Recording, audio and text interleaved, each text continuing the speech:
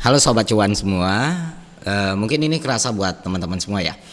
Ketika pandemi terjadi kita mengalami pukulan dari segala aspek kehidupan, ekonomi, kebermasyarakat, sosial, dan lain sebagainya. Namun di antara semua hal buruk yang terjadi di pandemi, ada satu blessing in disguise yang menurut gue patut kita syukuri. Dan mungkin saja digitalisasi tidak akan bisa terjadi secepat ini tanpa adanya pandemi. Yang paling kerasa ya dalam kehidupan sehari-hari kita. Misalnya kita pergi ke pusat perbelanjaan, kita pergi mall atau tempat-tempat yang emang butuh parkiran khusus, ya biasanya kita dilayani oleh petugas. Sekarang kita udah bisa self service, artinya nggak perlu lagi mencet-mencet, tinggal kayak gini doang.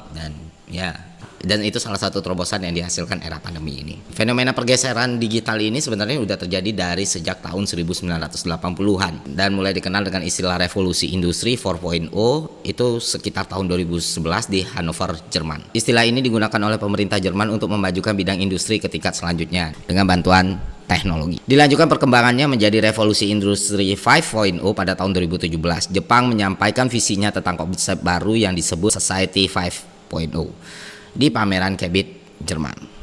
Nah, pada revolusi industri 5.0 ini karakter penekanan lebih kepada peran manusia sebagai pusat peradaban yang memanfaatkan teknologi digital dalam berbagai bidang. Industri 5.0 lebih menekankan tidak hanya relasi mesin ke mesin dan efektivitas robotik, tetapi juga interaksi manusia ke manusia dan sebaliknya. Dan salah satu sektor yang paling terdampak pada revolusi industri ini atau digitalisasi ini jelas finance atau keuangan. Dan hal ini ditandai dengan banyaknya muncul startup yang berlandasan pada finansial teknologi atau fintech. Serta ini juga didukung oleh transformasi bank konvensional menjadi bank digital. Lembaga pembiayaan memasuki babak baru yang secara langsung berkontribusi terhadap pertumbuhan ekonomi dunia pada umumnya dan Indonesia pada khususnya. Ya, bisa kita bilang industri 5.0 ini adalah sebuah terobosan dari bidang konvensional menuju digitalisasi. Dan jelas ini sebuah terobosan pada bisnis konvensional. Karena bisa gue bilang ini adalah sebuah inovasi yang menghack dan mengefisiensikan proses bisnis. Sehingga muncullah istilah yang namanya growth hacking yang digunakan untuk meningkatkan pertumbuhan ekonomi secara cepat dan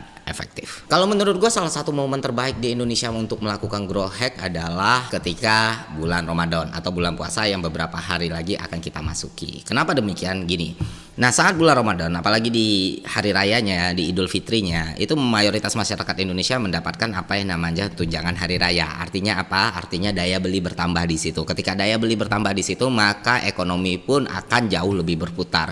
Akan ada beli, akan ada jual. Dan putaran uang yang beredar ini akan semakin meningkatkan dan memberikan kesempatan bagi masyarakat untuk membelanjakan uangnya pada kebutuhan tertentu, mulai dari kebutuhan primer, tersier, hingga sekunder. Dengan begitu, uang yang berputar akan semakin melimpah dan berdampak kepada perekonomian secara luas. Jika transaksi bertambah, maka mobilitas barang pun bertambah. Transaksi bertambah, mobilitas meningkat, kegiatan makin banyak, jadi ya uang yang berputar itu semakin lebih besar lagi. Pertanyaannya, apakah UMKM siap menghadapi situasi seperti ini? Atau membiarkan konsumen beralih kepada pengusaha lain yang mengambil kesempatan dalam pemenuhan kebutuhan masyarakat karena ketidaksanggupan UMKM untuk memenuhi supply. Halo, saya Jim Giovedi, CTO dari CoinWalk, sebuah perusahaan fintech yang memberikan solusi finansial bagi UMKM di Indonesia. Kali ini saya akan membahas tentang bagaimana UMKM bisa memanfaatkan momentum Ramadan dengan melakukan growth hacking sehingga lewat persiapan yang matang, mereka bisa punya peluang keberhasilan yang tinggi mengembangkan usaha mereka. Salah satu faktor penting dalam melakukan growth hacking adalah model usaha yang bisa dimanfaatkan untuk melakukan advertising dan eksekusi konten marketing, hingga modal yang bisa dimanfaatkan juga untuk melengkapi atau menambah stok barang ataupun produk yang mereka tawarkan. Kita tahu bahwa fenomena tunjangan hari raya bisa meningkatkan daya beli masyarakat hingga 200%. Pastinya jika UMKM bisa menerima modal usaha lebih awal, tentu momentum Ramadan ini tidak akan dilewati begitu saja. Kita tahu Ramadan adalah momen terbaik yang bisa dimanfaatkan untuk melakukan growth hacking. Growth hacking itu adalah strategi yang bisa dilakukan pemilik usaha untuk meningkatkan pertumbuhan perusahaan mereka dengan cepat. Salah satu faktor penting untuk melakukan growth hacking adalah modal usaha, modal untuk melaksanakan atau eksekusi strategi advertising atau periklanan, kemudian eksekusi konten marketing, hingga modal untuk melengkapi stok barang, produk yang mereka tawarkan. Ironisnya, tidak semua UMKM punya privilege untuk mendapatkan modal usaha karena lembaga pembiayaan konvensional memiliki banyak sekali syarat yang rigid sehingga modal usaha yang dibutuhkan oleh UMKM seringkali tidak dapat mereka peroleh. Golongan tersebut kita juga mengenal mereka sebagai golongan unbankable, underserved, lebih karena ketidakmampuan mereka untuk memenuhi persyaratan konvensional yang diwajibkan dari lembaga pembiayaan konvensional tadi. Maka dari itu, lembaga pembiayaan digital seringkali menjadi solusi karena kemudahannya, kredibilitasnya. Sayangnya, ada image negatif dari lembaga-lembaga ini. Mungkin Anda semua tahu istilahnya pinjol. Saya tahu kalian pasti akan berpikir banyak hal begitu saya sebut kata pinjol.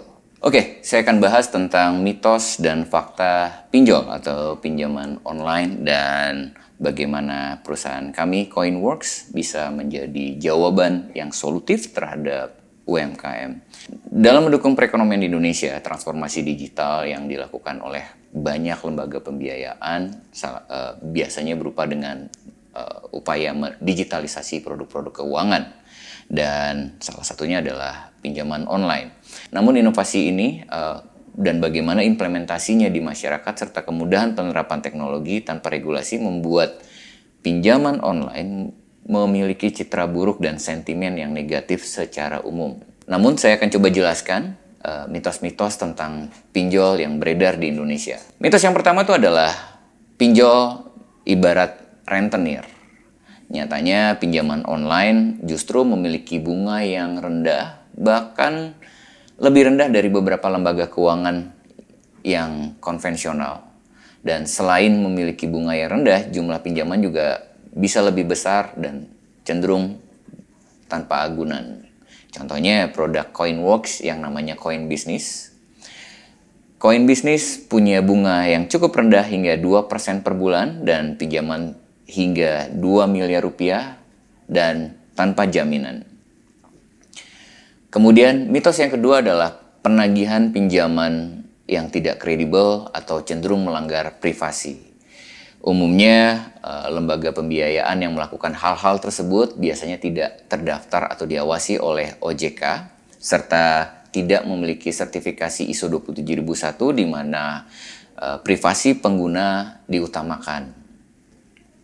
Banyak sekali pembiayaan yang kredibel dan turut menjaga privasi nasabahnya dan juga penggunanya, serta terdaftar dan diawasi oleh OJK, kemudian patuh pada aturan yang diterapkan oleh OJK, ya salah satunya adalah Coinworks ini. Mitos berikutnya adalah kurangnya transparansi dari pinjol. Pada faktanya, dari transformasi digital di mana lembaga pembiayaan bukan hanya label belaka, justru pinjaman digital ini yang lebih transparan, sehingga pengguna bisa tahu siapa yang dibiayai, siapa yang membiayai, dan kemudian calon borrower atau calon peminjam bisa melakukan simulasi pinjaman agar mereka dapat memahami dan juga mengatur resiko pada saat pembayaran. Dan kami di Coinworks juga memberikan informasi yang cukup detail tentang hal tersebut, bisa diakses di situs coinworks.com, kalkulator simulasi pinjaman. Ya, mitos terakhir adalah pinjol hanya untuk bisnis yang besar saja. Padahal munculnya fintech dan lembaga pembiayaan digital seperti Coinworks justru merangkul para pelaku UMKM yang notabene adalah underserved atau unbanked, seringkali tidak terlayani oleh bank, namun memiliki potensi usaha yang cukup besar. Sehingga kami di Coinworks memutuskan bahwa agunan tidak diperlukan asal bisnis yang dijalankan oleh UMKM tersebut jelas. Dengan mengetahui mitos-mitos tadi dan penjelasan saya tentang pinjaman online yang tidak melulu bernada negatif dan bisa memberikan keamanan bagi pengguna, semoga penjelasan saya tadi bisa mengupdate pemahaman Anda terhadap pinjol. Harapan saya, momentum Ramadan di tahun 2023 ini bisa dimanfaatkan dengan baik Anda pelaku UMKM. Dan untuk Anda, saya bisa berikan tips agar pengajuan pinjaman modal usaha kalian memiliki peluang disetujui lebih besar. Yang pertama, jika Anda adalah online seller, maka usaha Anda harus berjalan minimal 6 bulan. Jika Anda adalah offline seller, maka usahanya harus berjalan minimal 1 tahun. Kemudian pastikan usia Anda di kisaran 21 sampai 60 tahun. Juga pastikan kredit skor Anda baik.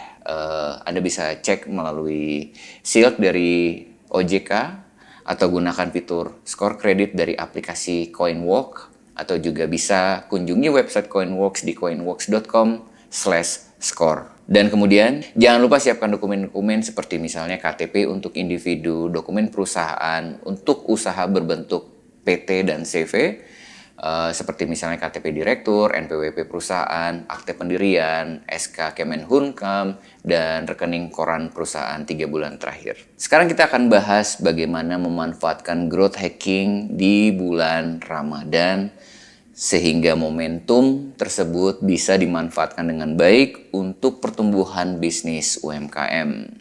Growth hacking pada dasarnya adalah proses yang cukup kompleks dan memerlukan banyak energi serta perencanaan yang matang. Dan saya lihat strateginya itu bisa dibagi menjadi 3 bagian. Kita bisa fokus di area content marketing, product marketing, dan advertising. Kita bahas yang pertama, content marketing.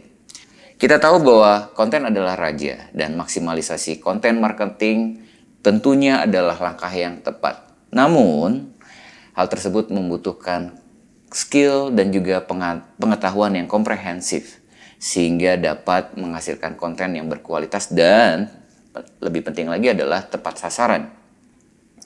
Strategi dalam pembuatan konten marketing adalah taktik yang ampuh dan ternyata tidak memerlukan biaya yang cukup mahal. Yang kedua, kita akan bahas tentang product marketing. Ini adalah metode untuk membuat produk lebih menarik serta bisa dimanfaatkan untuk membangun basis pengguna. Kita bisa memanfaatkan atau mengupayakan sistem pendaftaran atau registrasi untuk pelanggan jenis tertentu, atau member get member, atau kita juga mengenal program referral. Ini tentunya menguntungkan tidak hanya bagi pengguna yang lama, juga pengguna yang baru. Berikutnya kita akan bahas tentang iklan. Salah satu manfaat dari iklan adalah meningkatkan brand awareness. Ini perlu adaptasi terhadap perkembangan teknologi dan perilaku pengguna yang kita targetkan, sehingga iklan tersebut tepat sasaran dan efektif, sehingga mampu mengajak mereka, calon customer, menggunakan atau membeli produk kita. Mengetahui ketiga area tadi menjadi sangat penting sebelum mengalokasikan modal untuk melakukan growth hacking, sehingga modal yang kita keluarkan bisa digunakan secara efektif dan tidak terbuang sia-sia.